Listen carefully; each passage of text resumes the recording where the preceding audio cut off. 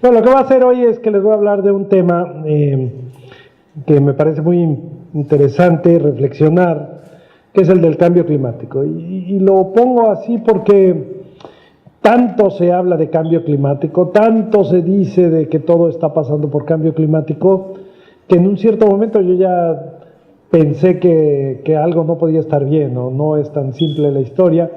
Y con muchos años de trabajo, como mencionaron hace un rato, me llevó a tratar de tener algunas reflexiones sobre el tema. Entonces, voy a comenzar diciendo que, un poco de historia, yo había regresado a México después de una larga estancia afuera y me dedicaba a hacer unas cosas que se llaman ondas ecuatoriales en la atmósfera, que era un problema ahí medio teórico, extraño, y entonces cuando regresé a trabajar me dijeron, oye, ¿y eso sirve para algo? Entonces tuve que reflexionar en qué sirve, ¿no? Y empecé con estas cosas del clima y la sociedad, reconociendo que somos un país que disfruta de un clima muy generoso, ¿no? No somos el Polo Norte, no somos el desierto, somos un país que tiene todos los climas, ¿no? Y que eso le da mucha riqueza, ¿no? A pesar de lo que uno piense, pero que en forma extraña hemos perdido alguna de esa sensación de cómo aprovecharlo y nos ha llevado a que lo veamos incluso como una amenaza al clima, lo cual no debiera ser así. Y por eso hablamos de cosas como clima y sociedad, ¿no? Y cuando nos presentan cosas como el cambio climático, lo que nos viene a la mente es como la gran amenaza que va a acabar con todos nosotros, ¿no? No es así, ¿no? Entonces, yo me metí a hacer reflexiones de cosas aprendidas en el tiempo y entonces empiezo a tratar de hacerme preguntas muy básicas, como ¿por qué afirmamos que el clima está cambiando? ¿Que no ha cambiado siempre? ¿O por qué pensamos que es malo para nosotros que cambie? O cosas de ese estilo. Y en esta conferencia les voy a tratar de poner muchas dudas en la cabeza con respecto a lo que normalmente ustedes piensan, ¿no? O sea, normalmente vamos por explicaciones suficientemente sencillas. A veces empiezo las conferencias diciendo, a ver, ¿quién me demuestra que el Sol gira, que la Tierra gira alrededor del Sol y no es al revés? O sea, todo el mundo diría, ay, este viene de la época de las cavernas, ¿no? Pero cuando lo piensan un poquito, venimos de repetir esa historia y estamos convencidos de que así es, pero no tenemos una explicación clara de cómo demostrar. Yo veo que el Sol sale por allá y se mete por acá, entonces ¿cuál sería mi sentido común? Que el Sol está dando vuelta a la Tierra, ¿no? Sin embargo, no pensamos así porque nos han repetido tantas veces que es la Tierra la que gira alrededor del Sol, o la Tierra girando, que es lo que nos cambia ese modelo, ¿no? Y le costó mucho sangre, sudor y lágrimas a Galileo y a Copérnico, algo así, demostrar eso. Bueno, ahora les repiten a ustedes que el clima está cambiando y que nunca habíamos vivido esto. Y se los han repetido tantas veces que ustedes ya no tienen ninguna duda. ¿De acuerdo? Y que el destino de este planeta es casi derretirse, como aquellas fotos que ven ustedes de un helado que es el planeta y que se está derritiendo de calor, o que es el planeta que está como una bola de fuego, ¿no? No es más o menos lo que les muestran por cambio climático. Y entonces lo que voy a tratar de hacer es meter muchas dudas en sus cabezas. Las dudas son buenas, los hacen parar y reflexionar. Voy a comenzar un poco hablando de qué voy a estarme refiriendo. En realidad me estoy refiriendo a un conjunto que en una clase le llamaban como el conjunto de esferas, ¿no? O sea, no hablaban solo de un planeta, sino hablaban de, por ejemplo, de una atmósfera, de una biosfera, de una hidrosfera, ¿sí? Y todas ellas puestas en movimiento para generar lo que conocemos como clima, como son, ¿no? Como el Sol, Y ustedes pueden ver aquí que hay flechas que denotan que hay muchas interacciones entre todo ello. Esas interacciones ya empiezan a volver el problema un poco complejo, no son fáciles de explicar, y solo para que se den una idea, podría uno empezar a ver cómo funciona el clima y reflexionar que todo lo que pone en movimiento a esa atmósfera, a ese clima, al agua, a la vida, viene del Sol, ¿sí? Así de sencillo como se ve, lo que plantea este modelo es que de toda la energía que nos manda el Sol, una parte se refleja, ¿verdad?, por las nubes, otra se refleja incluso por la misma superficie, pero otra parte de esa energía que nos manda es absorbida por la superficie. Esta atmósfera se calienta de abajo hacia arriba. Es una de las primeras cosas que le enseñan a uno en la escuela, ¿no? La atmósfera se calienta de abajo hacia arriba, es decir, lo que calentó de la superficie es lo que va a ir poco a poco calentando a la atmósfera. Y esto me recuerda una vez una noticia del diario Reforma, en donde van los reporteros, y ustedes han visto quizá unos termómetros que parecen un reloj, que tiene una aguja grandota, y tiene aquí los grados así marcados, ¿no? Y entonces la ponen en el suelo del Zócalo, y marca casi 40 grados centígrados, ¿no? Y entonces la noticia decía, en la Ciudad de México casi alcanzamos 40 grados centígrados, ¿no?, de temperatura, pero en un esquema muy alarmista, ¿no? Y entonces cuando yo vi esa foto y la noticia dije, y si la ponen en el cofre de mi carro alcanzamos 80. O sea, el primero es el calor realmente que absorbe y eso poco a poco empieza a calentar hacia arriba, ¿no? No es la medida que utilizamos. Bueno, con esa energía nosotros vamos acumulando calor, pero no podemos acumular calor eternamente, ¿verdad? Si no, ya Tabasco sería un juego de niños, ¿no? Con el calor, ¿no? Toda la energía que recibimos de alguna forma tiene que regresar al espacio. O sea, tiene que haber un equilibrio entre la energía que recibimos y la energía que regresa.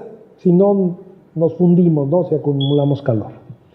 Y este proceso de cómo regresamos la energía de nuevo hacia el espacio para mantener una especie de valor medio en el clima o en la temperatura es parte del reto, porque resulta que a la temperatura a la que está el Sol, la energía que nos manda, que es como radiación, viene en lo que se llama onda corta.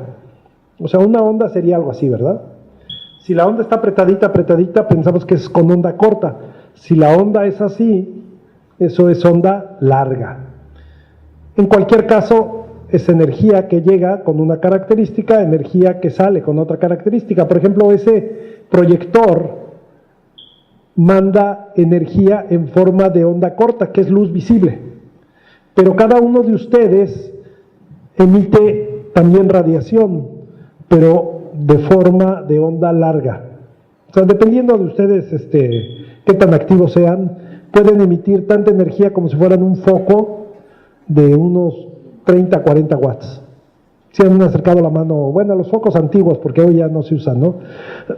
A un foco y emite energía sin que lo toquen, ¿verdad? Sienten el calor, ustedes igual. O sea, todos ustedes también contribuyen a calentar al planeta, ¿no? No digan que no. Entonces, pero resulta que entonces, entre más caliente esté el objeto, más corta va a ser la longitud que emita. Si no está tan caliente, va a emitir en onda larga. El Sol está como a 6000 grados. La Tierra está en grados Kelvin, como a 300 grados Kelvin, digamos en promedio como unos 15 grados centígrados en promedio, todo el planeta. Bueno, pues el Sol va a emitir en onda corta y el planeta va a emitir en onda larga, pero la energía que recibió es la misma que debe salir. Solo que cuando uno piensa en esa energía que va a querer sacar el planeta, uno encuentra que los elementos que componen a la atmósfera pueden interactuar con la onda larga, pero no con la onda corta. ¿Qué quiere decir? Bueno, del Sol llega onda corta, parte es reflejada, dijimos, por ejemplo, por las nubes, parte es reflejada por la superficie y parte es absorbida. Pero esto es onda corta y para la onda corta la atmósfera es casi transparente. Pero para la onda larga, que es con la que la Tierra va a sacar esa energía que recibió, esta atmósfera ya no es tan transparente. Y entonces lo que el sistema hace es que para compensar esta que ya no logró salir, alcanza otra temperatura más elevada. con esa temperatura más elevada emite más energía, y a pesar de que más energía se queda atrapada, va a salir lo suficiente como para que lo que salga sea igual a lo que entra. ¿Me explico? Esa temperatura a la cual ya hay un equilibrio entre la energía que llegó y la energía que salió, la temperatura, le llamamos, ¿cómo creen? Temperatura de equilibrio. ¿No? Está bien, temperatura de equilibrio. Solo que si ustedes cambian la composición de la atmósfera y ponen más de esos gases que atrapan o que irradian esa energía que iba a salir de regreso a la superficie, el sistema tiene que volver a subir la temperatura, alcanza una nueva temperatura de equilibrio hasta que ya sale lo suficiente como para que sea lo mismo que llegó. ¿Muy bien? Ustedes le vuelven a incrementar la concentración de ciertos gases, ¿y qué va a hacer el sistema? Para sacar eso que estás, vuelvo a subir la temperatura y sale, a pesar de que más quede atrapada, sale ya lo suficiente como para que otra vez sea igual a lo que entró. Si ustedes van incrementando o cambiando la estructura o la composición de la atmósfera, poco a poco van a ir logrando nuevas temperaturas de equilibrio. ¿De acuerdo? Bueno, este efecto le llamamos efecto invernadero. Pero cuando ustedes les hablan de un invernadero, ¿qué se imaginan? Una casita de cristal, ¿no? En donde la temperatura sube y eso sirve para que las plantas estén como en Acapulco, ¿no? Como en Villahermosa, ¿no? Sabroso. Pero no es exactamente lo mismo, ¿no? En el caso del invernadero, la casita de cristal, lo que sucede es que ese aire que se calentó no tiene cómo escapar de ahí, entonces por eso cada vez va subiendo la temperatura. La atmósfera es algo diferente, pero lo llamamos efecto invernadero. El proceso de calentamiento, por efecto de estarle incrementando esos gases que llamamos de efecto invernadero, en realidad le debiéramos llamar que es un efecto invernadero reforzado. O sea, el efecto invernadero natural lo estamos reforzando, ¿cómo? Cambiando la composición para que más energía se quede atrapada y obligue al planeta a subir su temperatura para emitir más radiación. Esa es la esencia del mensaje que nos dicen que explica por qué el planeta se está calentando, ¿cierto? O sea, casi todos han oído de este mensaje y algunos quizás han visto la película de ese famoso actor de Hollywood o de Washington llamado Al Gore, ¿no? Hay un actor que sale explicando el cambio climático que se llama Al Gore. Bueno, la noticia es que los países a lo largo de su historia han consumido combustibles fósiles, esos combustibles fósiles tipo el petróleo, tipo el carbón, lo que terminan es poniendo más gases que llamamos de efecto invernadero en la atmósfera, lo que ha ido acumulándose y entonces ¿cuál ha sido la respuesta del sistema? Calentarse, calentarse, calentarse, ¿verdad? ¿Voy bien? ¿Más o menos? Pues entre más gases de esos yo ponga en la atmósfera, la temperatura de equilibrio va a ser mayor, mayor, mayor. ¿Sí? Bueno, si ustedes ven aquí, ¿qué países son los que más gases de esos han puesto en la atmósfera? Pues aquí dice que Estados Unidos, Europa y del Oeste, los chinos, ¿sí? Y hoy aparecen notas en que los países emergentes, como México, pues también están poniendo su granito de arena en poner cada vez más gases de efecto invernadero. Solo que hay que revisar realmente en cuánto contribuimos. Y parte de todas estas negociaciones que escuchan que Estados Unidos no quiere y que los chinos más energías limpias y toda esa discusión radica en cuando les pidan que ya dejen de emitir estos gases, ¿quién es el que lo va a hacer primero? ¿O cuánto le toca a cada uno? Ustedes se pueden imaginar que dejar de usar las energías tradicionales tiene un costo. Si a ustedes les dicen, ¿sabes qué? Ya no vas a poder usar tu carro mañana porque quema gasolina. A partir de mañana tienes que traer un carro de energía solar. Y se quedan así como que, ¿y de dónde? ¿No?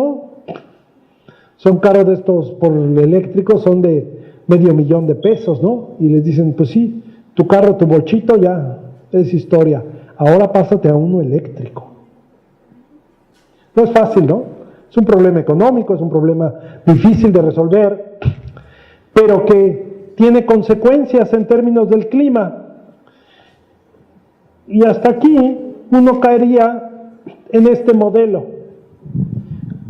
¿Qué es este modelo? El modelo lo que dice esencialmente es, a lo largo de la historia reciente, digamos, desde la revolución industrial, los gases de efecto invernadero cada vez son más emitidos, ¿no? Cada vez hay más gases emitiéndose. Este es un recuento medido de cuánto emitimos.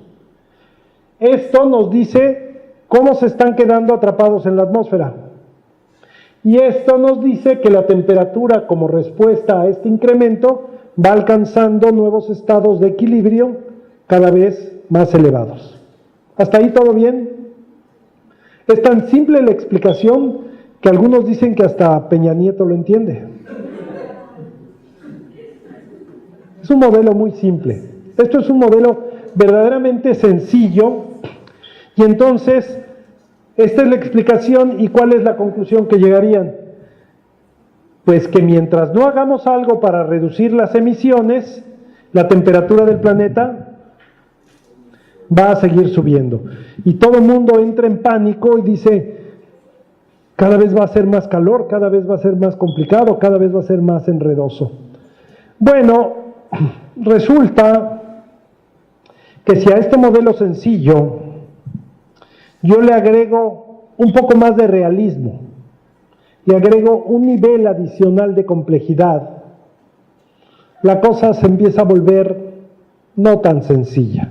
Y ya Al Gore empieza a tener problemas, ¿no? Ya su película ya no funciona tan bien, ¿no? ¿Alguien vio la película de Al Gore?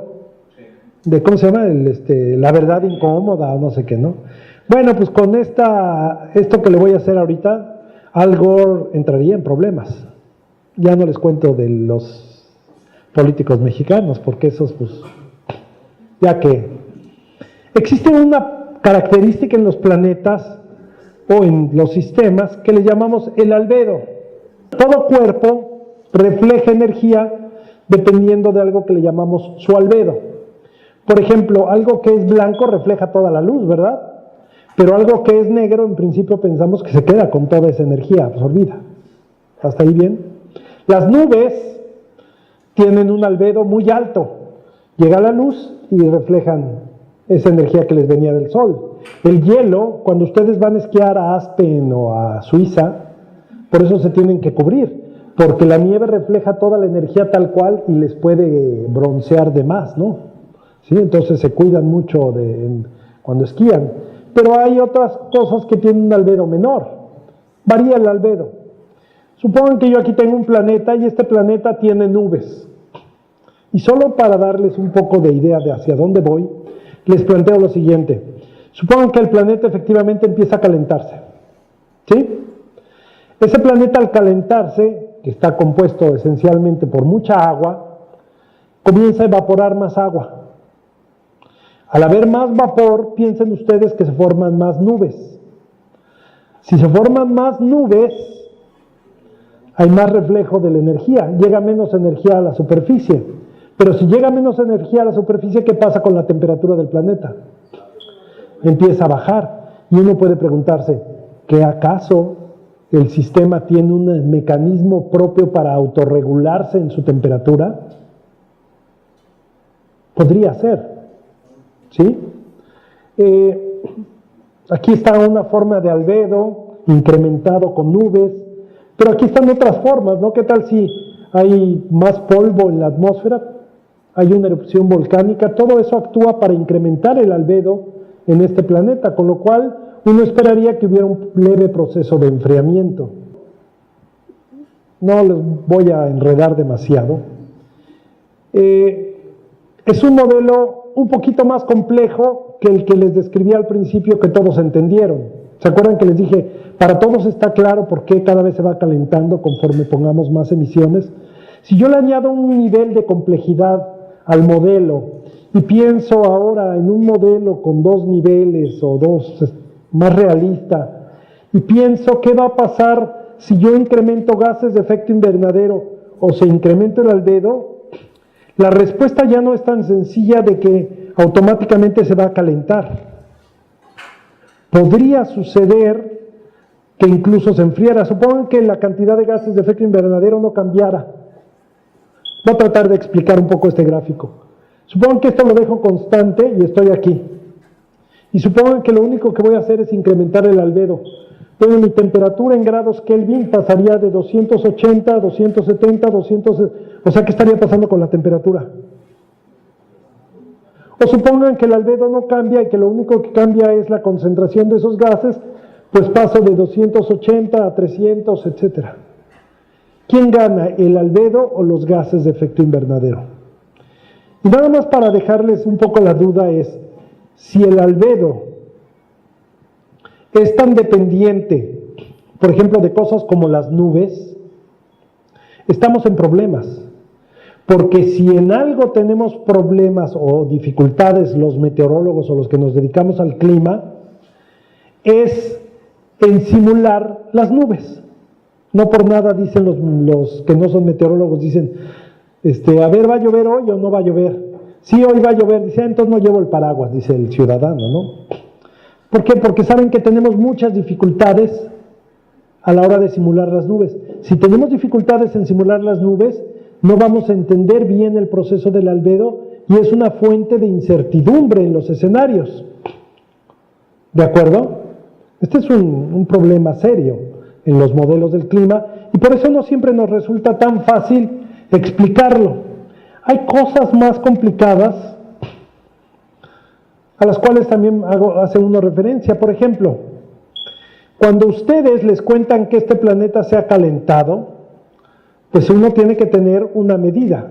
Hagan de cuenta que tomo la temperatura promedio de este planeta y la he medido desde 1880, vamos a pensar. ¿Sí? Y cada año voy viendo cuál es esa temperatura promedio. Y voy viendo qué pasa con esa temperatura. Supongan que yo solo me fijo en qué tan más frío o qué tan más caliente estaba hace muchos años. Si no alcanzan a ver, aquí dice 1880, perdón, y aquí dice 2010 por aquí, ¿sí? ¿Qué es lo que ven en ese gráfico que es el que nos muestra todo el mundo? Bueno, pues lo que nos muestra es que antes era más frío, pero con el tiempo que ha venido pasando, ha aumentado la temperatura promedio del planeta. ¿Y cuál es la respuesta que dan a eso? Pues porque estamos poniendo más gases de efecto invernadero. Ahora, alguien podría preguntarnos, ¿y cómo es que estimaba la temperatura promedio global del planeta en 1880? No había satélites, no había muchas estaciones meteorológicas, no había muchos termómetros en general. ¿Cómo es que estimamos la temperatura promedio global del planeta hace 120 años? El estudio de los glaciares, ¿no? Pero esas son estimaciones, no es que estemos midiendo. Hay lo que se llaman proxies, ¿no? Los anillos de los árboles, los glaciares, hay cosas así. Pero todas son estimaciones. Pero noten ustedes, si es que tienen vista 2020, ¿de cuánto es la anomalía de este año?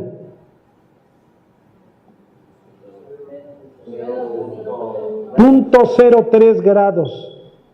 Como que está cañón que con los glaciares o con los anillos de los árboles saquemos precisiones de ese nivel, ¿verdad?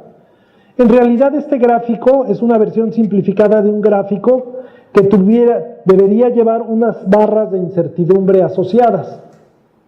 O sea, ¿qué quiere decir unas barras de incertidumbre asociadas? Que más o menos sé por dónde anda, pero no sé exactamente cuánto era.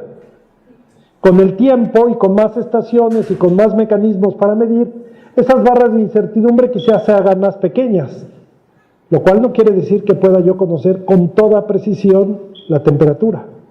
Por eso cuando en las noticias leo que dicen, este ha sido el marzo más caliente de los últimos 190 años, en 0.03 grados, digo, ay, no inventes, ¿no? Si no tenemos esa precisión como para conocerlo.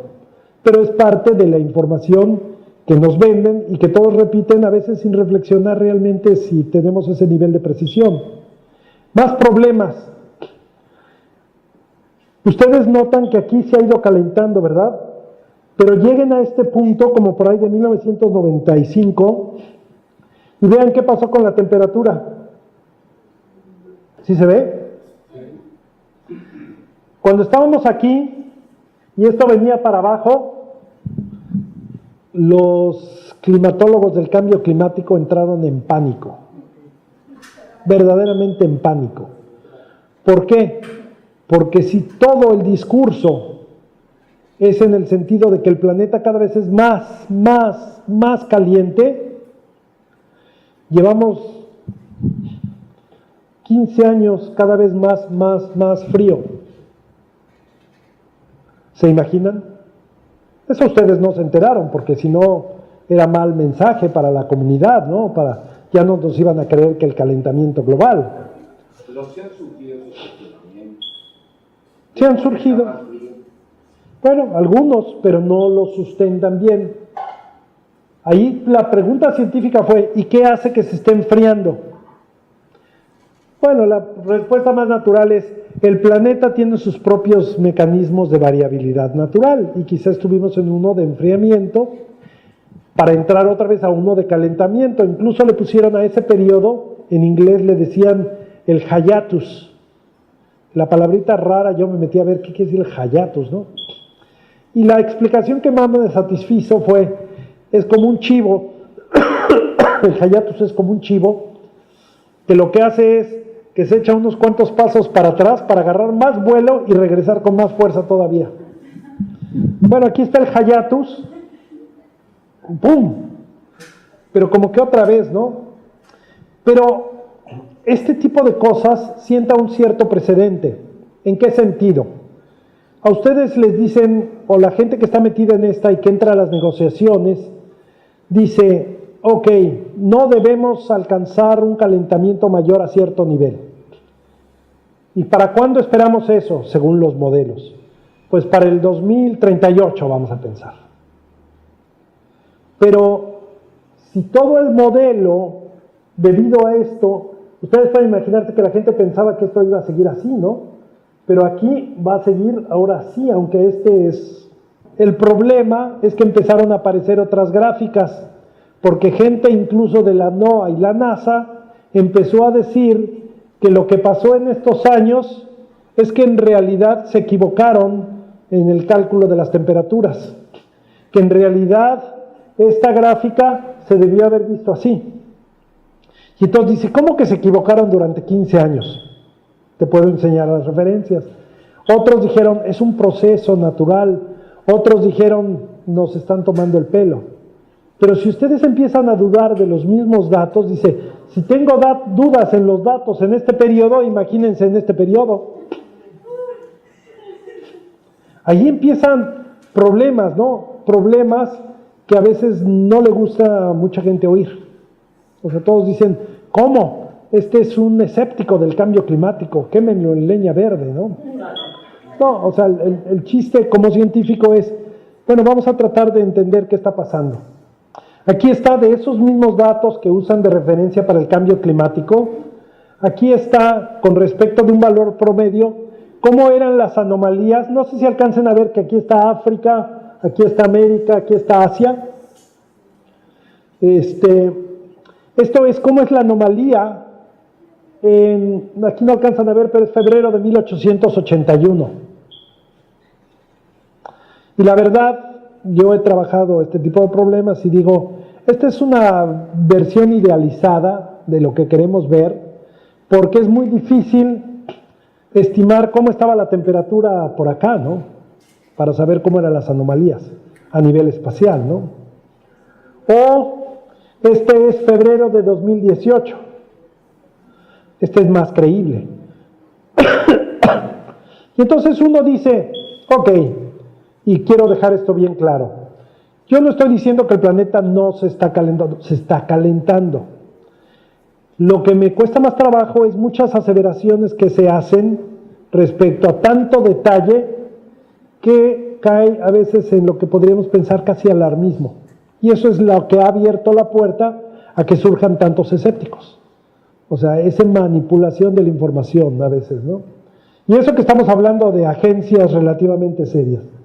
En resumen, ese proceso en el que sí vemos que se está calentando, en el que juega un papel los gases de efecto invernadero, el albedo, etcétera, sabemos que sí la temperatura se está incrementando, que el nivel del mar está aumentando, que los glaciares se están derritiendo. Eso sí lo sabemos, ¿no? Entonces, primera cosa, el que lo sepamos no quiere decir que no tengamos incertidumbres en cuanto a la precisión de todo esto. ¿De acuerdo? Hay cosas en las que tenemos más confianza que en otras. Por ejemplo, que el nivel del mar está aumentando, sí. Que el calor en los océanos está creciendo, sí. Y para terminar de dar confianza, se les ocurrió una cosa, que es la siguiente. Dicen, ok, yo cuento con modelos del clima que me permiten simular el clima de este planeta. Muchos lugares en el mundo cuentan con esos modelos. Y entonces, ¿qué tal si hago un experimento? Vamos a suponer que hago un experimento en el que voy a tratar de reproducir esta línea roja, que es la temperatura promedio del planeta observada en los últimos 150 años. ¿Qué hago? Voy a correr el modelo, voy a dejarlo que haga su propio clima y voy a ver qué resulta de todo ello. Y resulta que lo que el modelo me entrega es lo que se ve en gris atrás. ¿Sí lo alcanzan a ver? No se parecen mucho, ¿verdad? ¿Por qué? Porque en ese experimento yo no incluyo el hecho de que la concentración de gases de efecto invernadero va para arriba. Solamente lo dejo variar como si todo no cambiara. Bueno, ¿qué tal si ahora hago un experimento como ese, pero ahora sí le digo al modelo que la concentración de esos gases de efecto invernadero ha ido subiendo? Y lo que me entrega el modelo como resultado es esta línea gris. Ya se parece más, ¿verdad? ¿Sí? Si yo sumo tanto la variabilidad natural más ese forzante de origen antrópico, lo que obtengo es este. ¿Se parece la línea roja al modelo? Mucho, ¿verdad? Pero ¿quién es el que le dio el jalón para subir la temperatura? La parte que corresponde a que yo puse más gases de efecto invernadero, tal y como lo hemos hecho los humanos en los últimos 150 años. La conclusión de todo esto es entonces que los responsables del calentamiento del planeta somos los que hemos puesto más gases de efecto invernadero, somos los humanos. Es un problema de origen antrópico. Esto se presenta en el cuarto informe del IPCC famoso, en 2007, y es tan relevante el hallazgo de atribución de quién está calentando al planeta, que al IPCC le entregan el Premio Nobel de la Paz. Y hay más problemas con la forma en que le hemos dado uso a la parte de cambio climático. Y tiene que ver con nuestra falta de tradición en el uso de pronósticos, en la diferencia entre modelar a correr un modelo, entre el usar las cosas de la forma simplona. Y aquí no voy a detenerme mucho. Hay un concepto que se llama caos. Algunos han oído esa palabrita, ¿no? Caos. Bueno, para aquellos de la vieja generación, a lo mejor recuerdan a la gente 86 y había una organización que se llamaba Caos, ¿no? Bueno, son las cosas que me vienen a la mente. Dicen que cuando uno ya empieza a ponerse viejito se acuerda del pasado, pero no lo que hizo ayer, ¿no? Caos es un concepto como desorden, algunos le dicen, ¿no? Contracosmos, ¿no? Y un científico muy afamado, Ed Lorenz, desarrolló ideas increíblemente interesantes sobre el concepto de caos, que aplican mucho al pronóstico.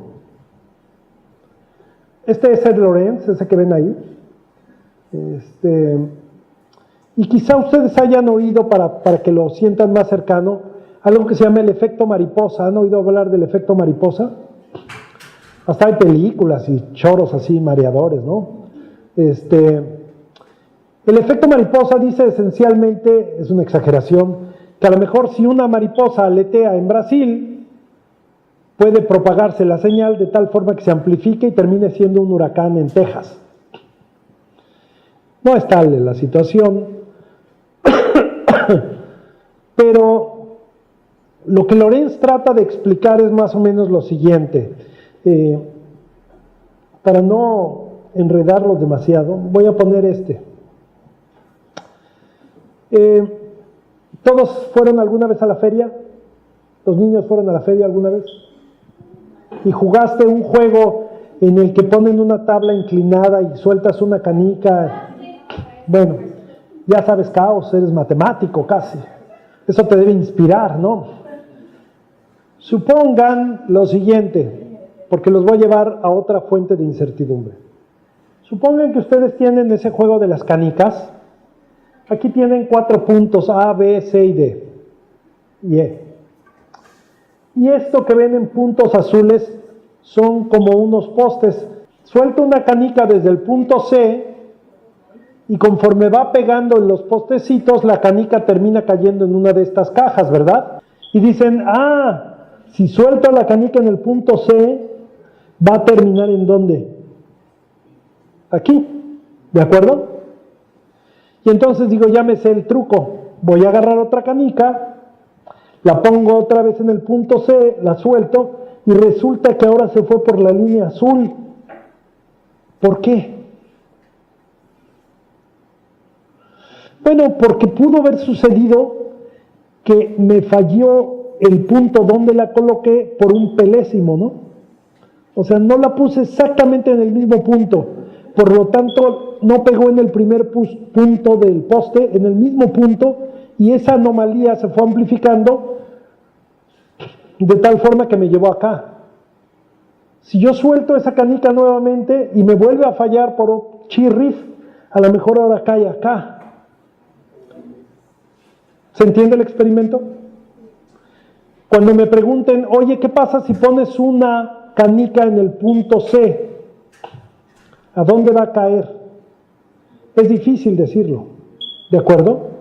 Y entonces lo que hacen es que pueden tomar 100 canicas y de esas 100 canicas que las suelten desde el punto C o desde algún punto, terminan en esta distribución.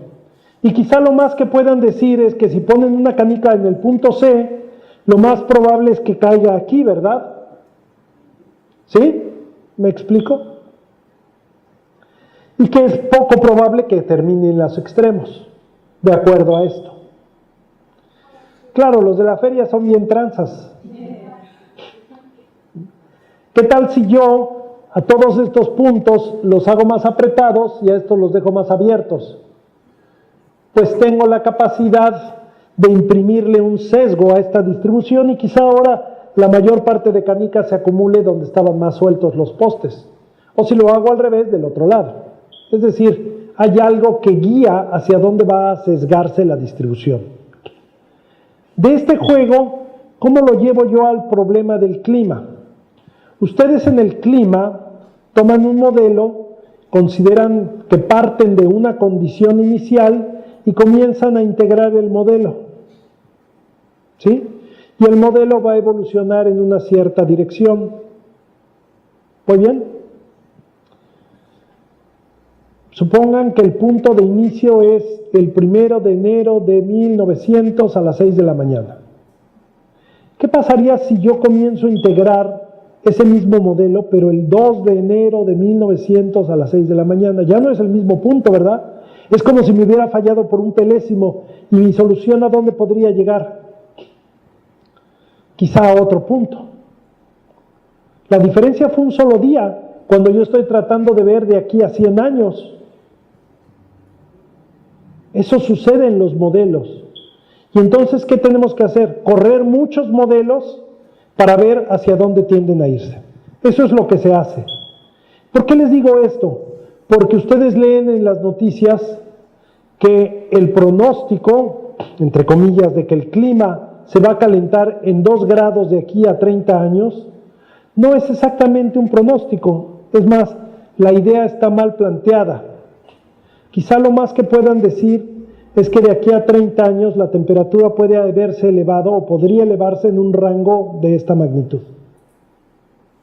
Es más complicado que solo decir va a valer tanto. ¿Sí? Esto nos complica las cosas porque a muchos les gustaría saber exactamente cuándo vamos a alcanzar tal valor de temperatura. Es como si yo hiciera muchas integraciones de cómo va a aumentar la temperatura y de todo lo que hice, lo que concluye es que la mayoría apunta a que va a elevarse, lo cual no inhibe que esto pase hacia acá. Esto ha costado mucho trabajo entenderlo o explicarlo, porque la gente quiere saber exactamente cuánto. Y de allí, perdón. Pero, por ejemplo, en políticas públicas internacionales, incluso en el Acuerdo de París, establecen una meta de 2 grados incremento máximo, procurando que sea el 1.5. Ahorita voy a hacer un comentario al respecto. O sea, me parece que es una forma de expresar nuestro deseo de controlar ese calentamiento, pero que a veces se le ha llevado a exageraciones, ¿no? De como tratar de precisar para cuándo, cuánto, etcétera, ¿no? O sea, por eso esa diferencia de pensar en 2 y en 1.5 me parece irrelevante. Ahorita les explico por qué. Y entonces dicen, bueno, si tienes un problema inherente en los modelos, ¿cómo saber hacia dónde va el clima? ¿Cómo saber si nos vamos a morir o no? Casi, ¿no? Bueno, ahí no tienen muchas dudas, ¿no? La pregunta es ¿cuándo? Y entonces invitamos, bueno, esto ya es más complicado, ¿no?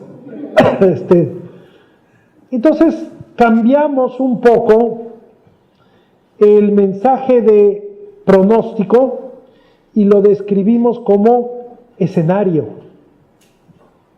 ¿Por qué le decimos escenario? Porque es algo que puede pasar, pero no te estoy diciendo que va a pasar.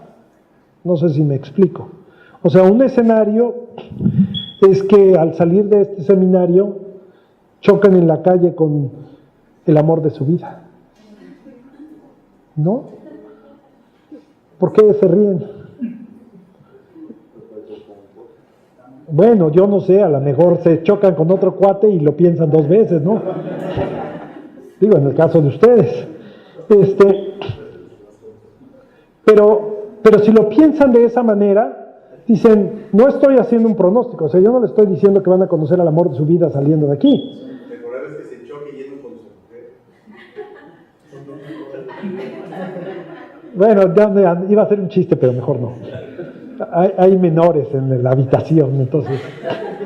Y entonces ustedes se dan cuenta de que el hablar de escenarios habla de una condición que puede presentarse, pero no les estoy diciendo qué tan probable es, ¿no? Si yo en el clima hablo de escenarios, pues les puedo decir, la glaciación comienza mañana, es un escenario, pero no suena tan plausible, ¿verdad? Suena como que con este calor, que mañana empiece la glaciación, espérame tantito, ¿no? Entonces le ponemos más cosas, ¿no? Un estado futuro del mundo coherente, internamente consistente y plausible, ¿no? No es un pronóstico o una predicción, no son pronósticos, son escenarios. Y es como una serie de imágenes de cómo se podría ver el mundo a futuro. Bueno, no es un pronóstico, según la definición. Y sin embargo, nos dicen, el escenario está indicando que va a llover menos en México. ¿Qué tenemos que hacer? Y dicen, pues adaptarnos a menos lluvia. Y yo le digo, pero no que no es un pronóstico. ¿Sí me explico? La filosofía no me cuadra el audio con el video, ¿no? O sea, por un lado estoy diciendo que al incrementar los gases de efecto invernadero y de no parar, lo más probable un escenario es que caliente 2 grados. Pero un escenario puede ser que se caliente solo 1 grado o que se caliente 20, pero tiene que ser coherente. ¿Coherente con qué? Pues con la física del problema o al nivel que lo entendemos. Pero por ejemplo, cuando se trata de lluvia, ahí sí está más complicado. Y sin embargo, pensamos en tomar decisiones hablando de que nos vamos a adaptar a partir de esos escenarios. Les voy a dar algunas informaciones adicionales. Estos son los escenarios del IPCC. Son viejitos, ¿no? Pero para el caso no importa. O sea, el IPCC toma modelos y dice, voy a pensar que las emisiones van a seguir en aumento. ¿Qué esperarían ustedes que pasara con la temperatura del planeta? Que siga subiendo, ¿no? No, otro escenario es que todos nos portemos bien y dejemos de aumentar la tasa a la que crecen las emisiones. Pues a lo mejor ya no se calienta tanto. O otro escenario es, y de repente cae un meteorito, genera mucho polvo, se enfría todo el planeta, pues es otro escenario, ¿verdad? ¿Cuántos escenarios pueden hacer ustedes? Todos los que se les ocurra.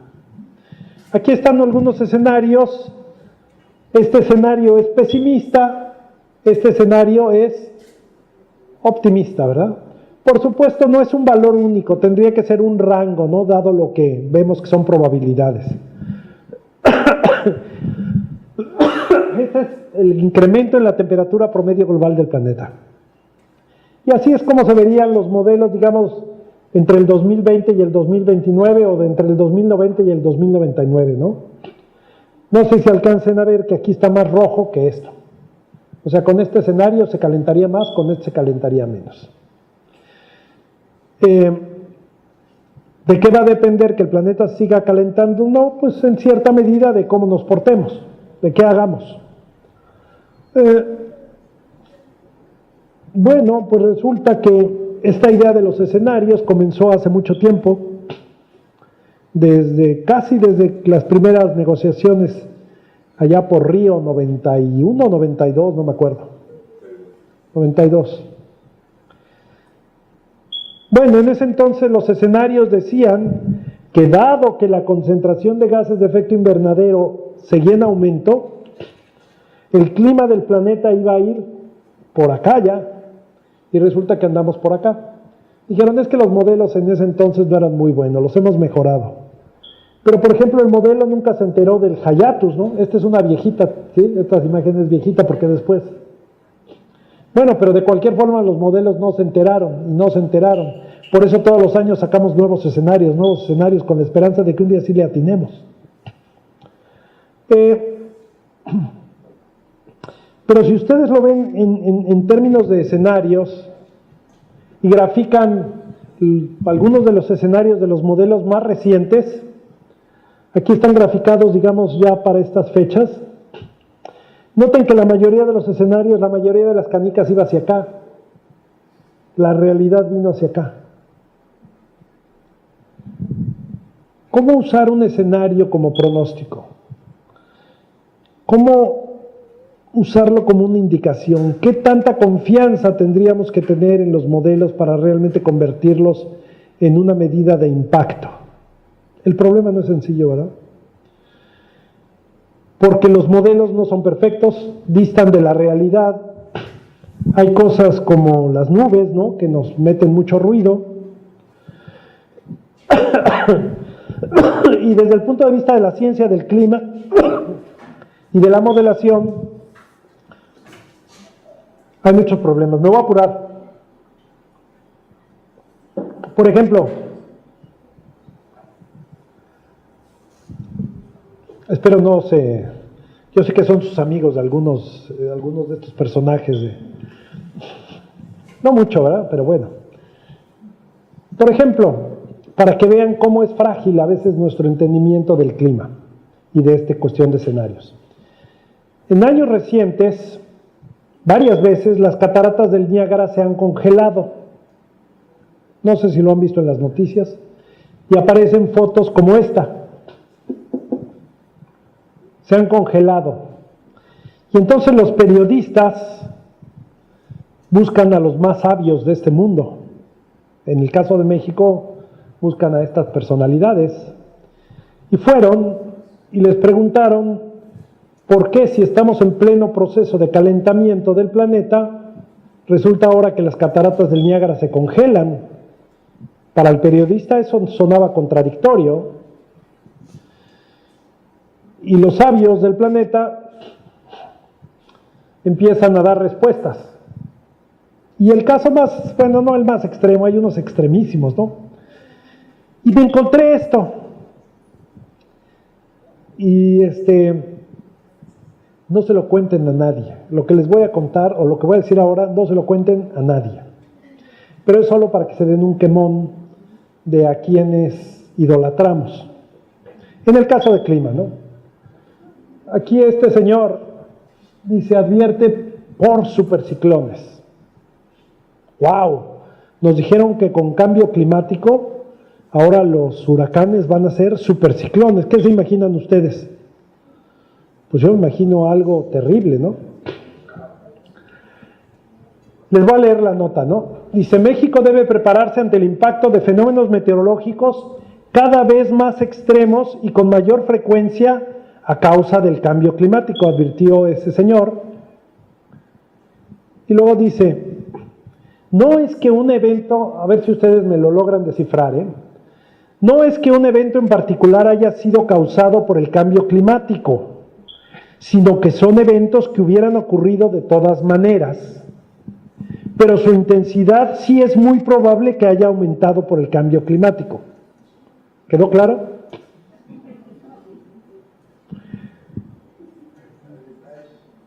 Hay una gran incertidumbre sobre el comportamiento futuro del clima. Entonces, solamente se puede hablar de probabilidades. Hasta ahí de acuerdo. Pueden hablar de lo más probable que ocurra, que sí son cambios claramente, como los que estamos viendo en estos días con el huracán Manuel, pero cada vez con mayor intensidad. Y yo digo, otra vez, el huracán Manuel es tiempo meteorológico, no es clima. ¿Sí? O sea, yo me dedico a clima y sé que estas afirmaciones están llenas de errores. O sea, si hubiera sido mi alumno, a lo mejor saca un 6, pero con lo que sigue le pongo un 4. Pero lo preocupante es que en unas cuantas décadas podría haber cambios todavía más preocupantes. Lo preocupante es que hubiera cambios más preocupantes. Bueno, y catastróficos. No es que sea lo más probable y no lo podemos predecir con tanta certidumbre, pero es un riesgo.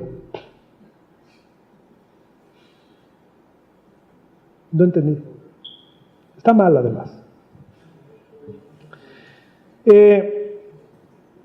Empieza a preocupar, ¿no? Porque el mensaje que hay detrás de todo esto es que él cree que efectivamente los huracanes se van a volver más intensos. No porque él haya trabajado huracanes, sino porque él oyó que un colega suyo del MIT dijo que los huracanes van a ser más intensos. Teoría que no ha sido comprobada. Pero como él oyó de ellos, él lo repite y luego yo lo repito. Imagínense el teléfono descompuesto en materia de cambio climático. O sea, la coincidencia no solo es el nombre Mario, ¿no? Es más que eso, ¿no? En esta redacción. Y luego puse esta nota en donde dice, la UNAM pronostica temporada de superhuracanes. O sea, ya entrados en gastos, pues en el 2013, mis colegas en la UNAM dicen, esta temporada es de superhuracanes, ¿no? Superciclones y todo el rollo ya se viene inflando. como dicen, nada más por hacer la maldad. Fui y vi cómo se comportó la temporada de huracanes en el 2013. Y para que se den una idea, total de huracanes de los intensos en el Atlántico, 0. Total de huracanes intensos en el Pacífico, 1. La conclusión a la que yo llego es que realmente no entendemos qué va a determinar que haya muchos o pocos huracanes intensos. ¿Están de acuerdo conmigo? O por lo menos los de la UNAM no sabemos bien qué onda. ¿Sí? Y sin embargo estamos haciendo advertencias de los super huracanes. ¿Cómo le llega ese mensaje al público? Pues viven casi en el terror porque los huracanes cada vez son más intensos, pero al mismo tiempo justifican el por qué los huracanes nos hacen cada vez más daño. Y hacia allá es hacia donde quiero ir, que esto no es cierto. Aquí hay un artículo, por ejemplo, hay unos que dicen que sí, otros que dicen que no. Por ejemplo, la revista Nature se supone que es una revista muy prestigiosa, y lo que dice ahí, tropical storms not intensifying, o sea, no hay ninguna prueba de que esto esté intensificando. ¿Sí? A pesar de que podría suceder un escenario. Incluso en algunos casos se encuentra que el número de huracanes está disminuyendo. Aquí hay más, y son revistas, les digo, dice la actividad de ciclones tropicales en el Atlántico es la más baja de los últimos 550 o 1500 años. Yo no sé si eso es cierto, pero apunta en la dirección contraria a la nota que nos vendieron hace rato. ¿Qué significa esto en términos del mensaje científico que queremos hacer? O sea, ¿se trata de venderles alarma o se trata de vender entendimiento? Y empieza uno por eso la necesidad de hacer mejor ciencia, no de solamente repetir lo que uno escucha. No me voy a detener mucho en lo del niño.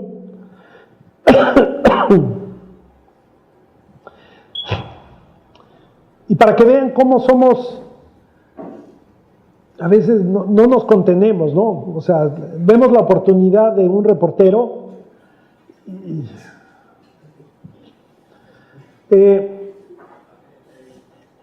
con la sequía que hubo hace poco en el norte de México, pues todos los reporteros querían saber qué pasaba con la sequía. Y un colega mío, mi colega dice, advierten décadas de sequía a finales de este siglo por cambio climático. Cuando ustedes leen una noticia así, y supongan que son agricultores en el norte de México, ¿qué esperarían? Pues comenzar a vender autos, ¿no? O si me están diciendo que ya todo viene en sequía en el norte de México, ¿qué espero? Pues que mi actividad ya valió, ¿no? Lo que hizo mi colega fue que, no sé, sin haberlo discutido, seguramente corrió un modelo, el modelo le dijo que iba a ser sequía y se fue ya con eso y nos lo advierte. Y entonces empezamos nosotros a explorar problemas de sequía con un alumno, y la primera cosa que vemos en las sequías de esas prolongadas es que la sequía es como un sube y baja. Cuando en el norte hay mucha lluvia, en el sur hay sequía. Cuando en el sur hay mucha lluvia, en el norte tiende a haber sequía. Es una forma en la que se presenta el clima en este país en sequías prolongadas. Aquí están, por ejemplo, los casos de los años 30. Esta sequía es muy famosa en Estados Unidos, se le conoce como la sequía del Dust Bowl, y la describe muy bien John Steinbeck en las uvas de la ira, no las iras de la uva, no, las uvas de la ira. Ese es un clásico de la literatura. Aquí está esta sequía de los 50 que le pegó a México con todo. Aquí está esta sequía de los 2000, que fue la que propició el problema de los tratados comerciales de agua con Estados Unidos. Pero ahora, si ustedes ven años en que llovió aquí bien, aquí tiende a ser más seco, llovió mejor acá, aquí tiende a ser más seco, llovió, tiende a ser seco. Entonces ya empieza a mostrarnos algo la sequía. Pero lo que quiero enseñarles yo es que de los estudios que hicimos, lo que encontramos es que esa sequía depende de las condiciones del océano acá y acá, acá y acá. y que cuando los combinamos, no entro mucho en los detalles, los procesos de sequía tienen que ser positivo aquí, negativo aquí, positivo aquí, negativo acá. Y entonces, ¿cuándo esperaríamos o cada cuándo esperamos grandes sequías? Pues nos da del orden de cada 30 a 50 años. No es que sistemáticamente se vaya a volver más seco. El clima es más complejo que correr un modelo o una herramienta estadística. Y eso hay que hacerlo, y hay que hacerlo bien, ¿no? Y entonces hay que irle metiendo más a entendimiento. La ciencia tiene, antes de soltar todo lo apocalíptico de cómo nos va a ir, hay que tener mucho más conocimiento, ¿no? O sea, si a mí me preguntaran qué va a pasar con el ecosistema natural de Montes Azules por el efecto de abrir una carretera y quién sabe qué, pues a lo mejor contesto por lo que se me ocurre que es, pero no porque sepa. Y ese es parte del problema, ¿no? Y entonces cuando uno se mete a la parte de consecuencias, déjenme ir para allá, uno dice, ¿a México qué le duele? ¿Que haga mucho calor o que varíen mucho las lluvias? La experiencia nos muestra que lo que más nos duele es que llueva mucho o que llueva muy poco. Esta es una proyección global de qué va a pasar con las lluvias a nivel promedio del planeta. Van a aumentar, según esto. Y cuando los veo con más detalle, ¿qué dirían? Estos son proyecciones o escenarios de cambio climático para México. La mayor parte de los modelos dice que en México en el futuro cada vez va a llover menos. Lo dice el IPCC. ¿Quién duda del IPCC? Nadie, ¿no? Es la máxima autoridad en este mundo. Excepto que nosotros nos pusimos a ver cuáles son las tendencias de la lluvia en México y resulta que en este país cada vez llueve más. Sí, hay sequías y hay periodos lluviosos, etcétera, pero la tendencia es a que está lloviendo un poco más en México. Y entonces dice, por un lado, los datos de las estaciones del servicio meteorológico, a menos que estén truqueados, indican que tiende a llover más. Los modelos del IPCC dicen que debiera estar lloviendo menos. ¿Será que mis datos están mal? ¿O que los modelos no están haciendo la simulación correcta? Y entonces hacer afirmaciones que empieza a costar más trabajo. Y voy a empezar ya a terminar. Y entonces la siguiente que viene, y que es donde empezamos a desarrollar hace unos años una línea de investigaciones, ¿y cuáles van a ser los impactos? ¿No? Por cierto, cuando vean esto, no se lo crean. Los osos no son equilibristas. Ese es Photoshop. O sea, sí hay un problema de que estamos destruyendo el hábitat de los osos polares, pero los osos no hacen piruetas, es así. Bueno, en el circo sí creo, pero no sé si en el circo llevan osos polares o no sé.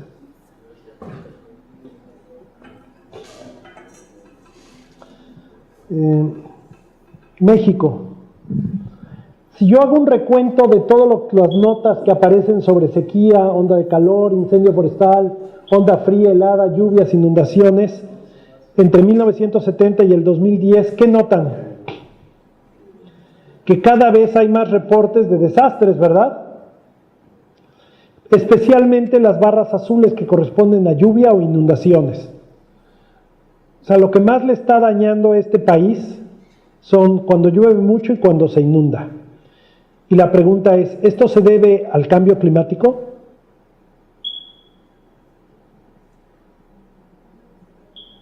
Lo más seguro es que quién sabe, ¿no? La tentación es decir sí. ¿No? Pero, y conste que cuesta mucho dinero, no me detengo allí. Pero la realidad es un poco diferente. Déjenme ver si puedo.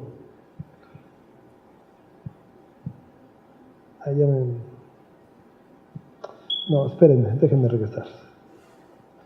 Por quererme saltar cosas puedo cometer un error. Por ejemplo, ¿de qué depende que se inunde una región? Y aquí empiezo a tocar como fibras sensibles en ustedes. ¿De qué depende? ¿De que llueva mucho solamente? multifactorial. En otras palabras, depende del contexto en el que se presenten esas lluvias muy intensas, de qué tan vulnerables se hayan vuelto a eso. Y eso ya lo reconocemos afortunadamente, estamos claros que depende de esa vulnerabilidad, pero pocas veces lo incluimos en el caso de cambio climático.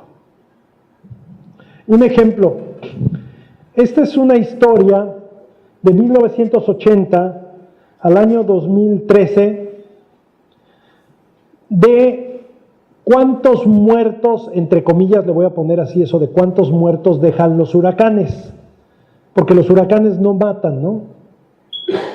Ahora explico lo que quiero decir.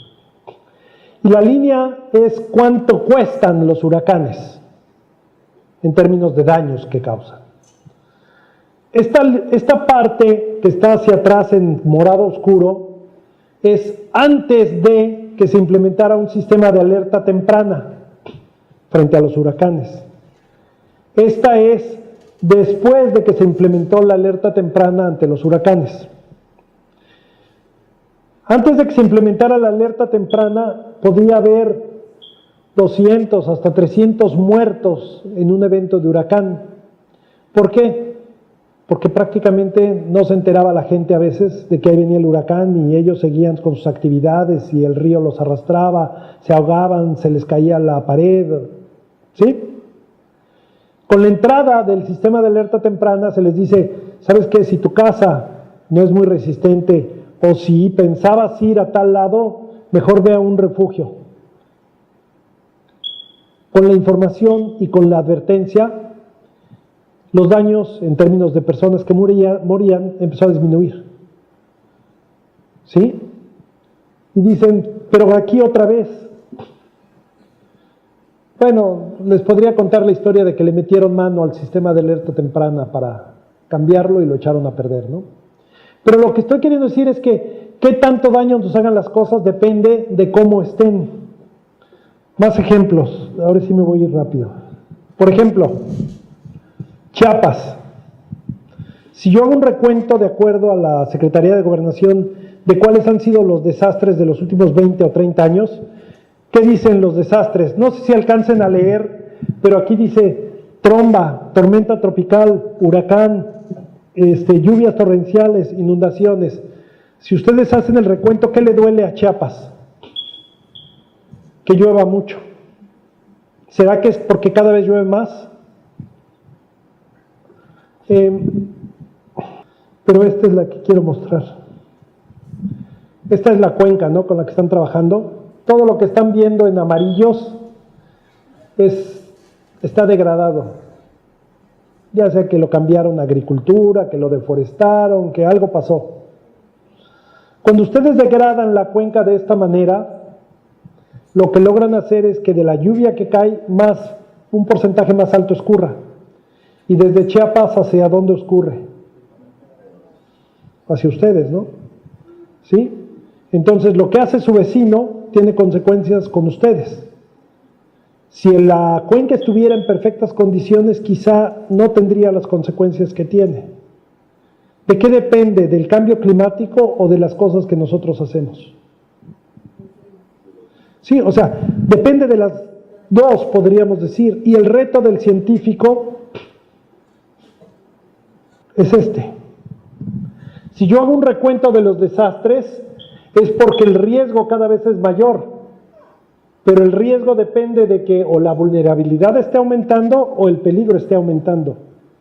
Mi reto es cómo cuantifico cada una de estas para entender por qué están ocurriendo más desastres. Si todo depende de que la vulnerabilidad está aumentando, tengo que encontrar qué está haciéndome más vulnerable. Y entonces lo que yo llamo medidas de adaptación, las tengo que enfocar a reducir la vulnerabilidad. Pero si yo logro cuantificar esto, y si ustedes me dan un proyecto de adaptación y me financian un proyecto para hacer adaptación, yo les tengo que ofrecer cuánta vulnerabilidad voy a reducir. Como para que sepan si vale la pena el efecto. Por ejemplo, si yo les digo, como adaptación les propongo reforestar todo el estado de Chiapas. Como adaptación les propongo construir presas. Como adaptación les propongo mover a Villahermosa a Chihuahua. Como adaptación, ¿cuál de todas esas adaptaciones ustedes aceptarían? ¿De qué dependería? ¿De la ocurrencia? ¿O depende de que realmente yo les pueda rendir cuentas? O sea, una cosa muy fácil es estar hablando de que estoy haciendo adaptación. La adaptación se tiene que hacer para reducir vulnerabilidad y por lo general se tiene que construir escalas muy locales. Son las cosas que uno va aprendiendo. Y de ese proceso, o sea, déjenme mostrarles nada más esto, para que vean. Esto es el IPCC, igual, cambio climático. El IPCC, ¿qué hizo en este informe? Toma escenarios de cambio climático de los modelos y resulta que en México cada vez va a llover menos en promedio. Eso lo meten a una estimación de días secos, de humedad del suelo, de escurrimientos, y como resultado de eso, todas las zonas que vean en rojo son zonas que en la agricultura van a perder potencial productivo. México se quedaría sin agricultura de temporal. ¿Sí? Aquí hay más notas en ese sentido. Reducirían un 50% su potencial. Y muchos dicen, y ya estamos sintiendo los efectos del cambio climático. Bueno, para que se den una idea, de 1940 al año 2010, si yo grafico la producción de maíz en este país, es la línea verde. ¿Está desapareciendo la agricultura? No, ¿verdad? Lo que sí es que están aumentando las importaciones, principalmente desde 1994, y muchos ya saben por qué. 1994 es cuando entra en Tratado de Libre Comercio, ¿no? Y se abre para más importaciones. Importaciones de un tipo de maíz que es el que se convierte en fructuosa para los refrescos, en que se convierte en otras cosas que no es el que comemos. La tasa de incremento en la producción de maíz de México está aumentando más rápido que incluso la población. ¿Realmente le podemos hacer caso tan a pie juntillas al IPCC? ¿Solo porque es el IPCC? Hay más cosas ahí, ¿no? Entonces, el mensaje es, cuando uno analice cómo nos va a ir con un clima X, uno tiene que pensar en términos de riesgo, como la combinación del peligro climático y de la vulnerabilidad. E incluso la vulnerabilidad no es fácil de entender, ya no la voy a discutir porque ya me colgué mucho, pero cuando uno habla entonces de tratar de saber cómo nos va a ir bajo cambio climático, creo que la estrategia de ver los escenarios del IPCC de cómo va a cambiar la temperatura y la precipitación para saber cuál va a ser el impacto ha sido la equivocada. Lo que muchos ya entienden es que es más adecuado primero reconocer cuáles son los factores de vulnerabilidad y a partir de eso construir cuáles pueden ser los impactos. Déjenme mostrarles esto. Cuando les dicen va a ser más seco y más caluroso en el norte, piensen por ejemplo en días con 40 grados centígrados, esto es Coahuila, y este es un mapa y muestra que aquí hay bosque, y esta línea es área natural protegida. ¿Sí? ¿Se alcanza a ver hasta allá? Bueno, en el 2011 se quemó todo, casi todo. Estos son los días de calor, por ejemplo, en mayo. Pues el calor abarcó toda, tanto la parte protegida como la parte de no protegida. Pero cuando grafica uno los puntos de calor correspondientes a los incendios, los puntos de calor parece como que no se atreven a entrar al área protegida. Se observa, esto es el satélite, no es que yo lo invente. ¿Por qué, si el calor es el mismo, si ambos tienen bosques, por qué afuera sí se quema y por qué adentro no se quema? Y la anomalía climática es la misma. Bueno, lo que pasa es que esto está administrado por CONAM, esto está administrado por el Estado y por CONAFOR, y las políticas de prevención de incendios son diferentes. Esta parte, en principio, es menos vulnerable que esta. Por lo tanto, el riesgo es mayor acá afuera que acá, y por lo tanto se tradujo en más incendios acá. depende solo del cambio climático? Por ejemplo, me gustaron estas imágenes. Esto es un río en Guerrero, río Papagayo, y esto es cuando se desborda. ¿Sí se ve la diferencia? Se desborda, ¿por qué? Pues puede ser porque sí llovió mucho, pero también porque seguramente el cauce del río está muy asolvado. ¿Por qué? Por la deforestación. Y entonces con un alumno hicimos un ejercicio de tratar de construir un modelo de riesgo de inundación considerando el efecto que tiene la deforestación en las cuencas. Y analizamos muchos casos, como por ejemplo Acapulco, donde incluimos las barras son las inundaciones. Esta línea son lo que caracterizamos como el peligro de lluvias muy intensas, y esta línea punteada que vemos que va creciendo así, trata de definir cómo aumenta la vulnerabilidad conforme deforestamos.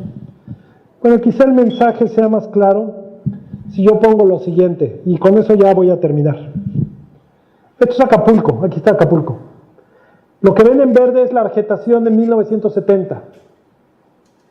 Era cuando me llevaban a mí, y me acuerdo que yo sentía que llegaba verdaderamente al trópico, ¿no? Imagínense, salía de la Ciudad de México y llegaba a algo verde, quedaba así maravillado. Esta es la vegetación en 2010, ¿qué notan? Lo gris es la parte urbana, ¿eh? Bueno, creció mucho la parte urbana y se deforestó esa pequeña cuenca. Cuando yo construyo el modelo de riesgo con todos esos conceptos de vulnerabilidad y peligro y le echamos ahí un poco de coco, dibujamos en colores ante una lluvia, por ejemplo, de 100 milímetros que puede dejar un huracán, ¿cómo es el riesgo de que se inunde? Y nos sale que en 1970 el riesgo era así, lo que se ve rojo, o sea, el mayor riesgo, ¿no? Donde era más probable que se inundara.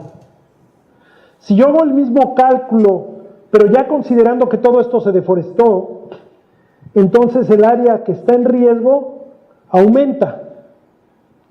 Esta foto es antes del huracán Manuel y después del huracán Manuel cuando se inundó. Y no sé si alcancen a ver como que esto está más gris, que es parte de lo inundado. Aquí está la laguna de Tres Palos y esta parte es todo el agua que ya salió para inundar. Esta región es más o menos la que creció en riesgo de inundación por deforestación, principalmente.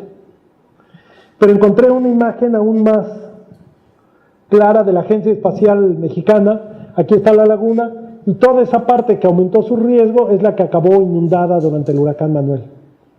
Una vez que uno desagrega los factores de riesgo y divide entre el peligro por las lluvias y considera uno la vulnerabilidad, ¿qué fue lo que aumentó el que se inundara, la probabilidad de que se inundara y el riesgo?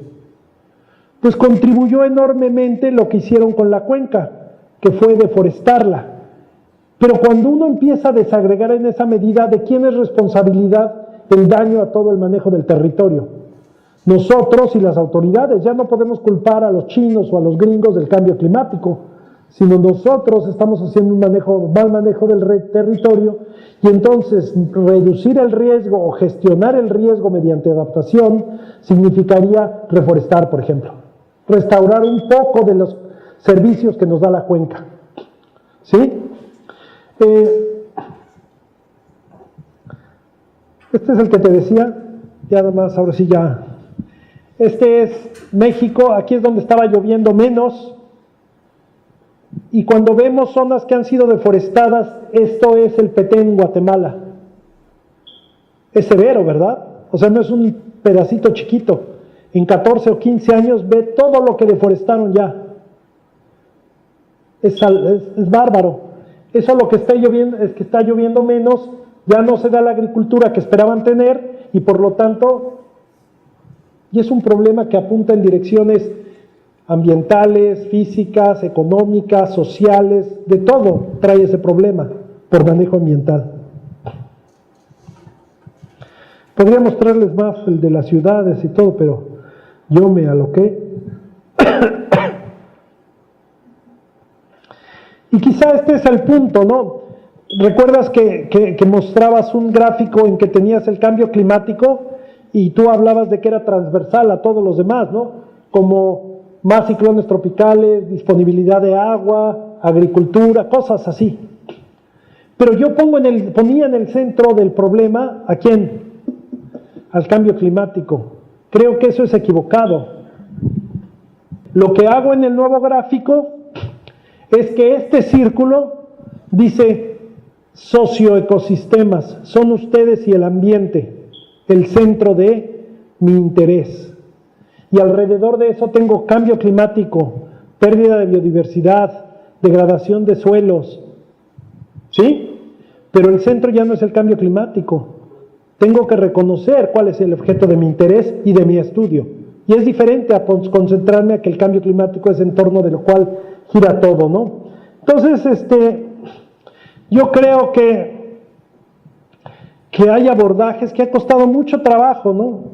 O sea, mover la idea como piensa la gente sobre el cambio climático y su preocupación y todo, ha sido como trastornada, ¿no?